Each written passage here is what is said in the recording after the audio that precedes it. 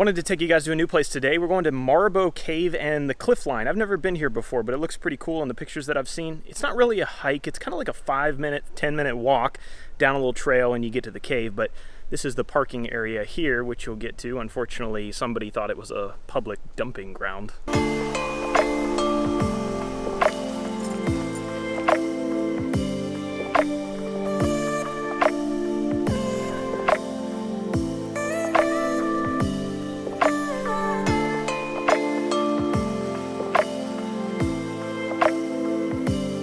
So we made it to the cave. It was actually closer than I thought it was, probably like 3-minute walk downhill, really easy to get to. There's my camera lens keeps fogging up and the mosquitoes are attacking me. My lens is fogging up because of the temperature changes here, so hopefully we'll actually be able to see something.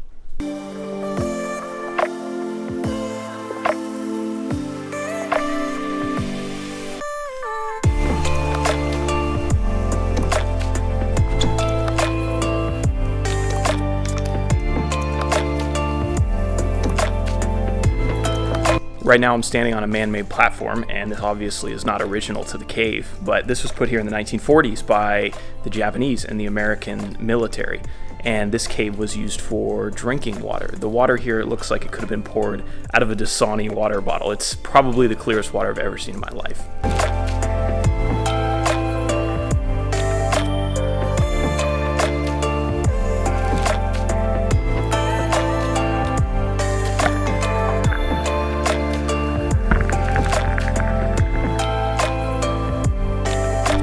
This is the first room of the cave, but it's not the only one. The pool here is probably about 6 to 8 feet deep, but if you actually go back here through a crevice, which is pretty dark, you get to another pool that's dimly lit. It's about 20 to 30 feet deep, so I've heard.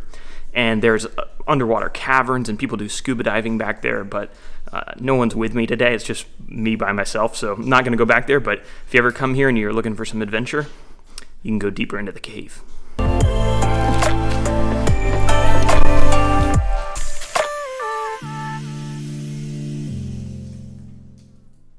So once you've done some spelunking in the cave and explored that, you have two options. You can either take a right out of the cave and go back to the parking area, or you can take a left and that will lead you to the cliff line and the shore, and that's where we're headed now.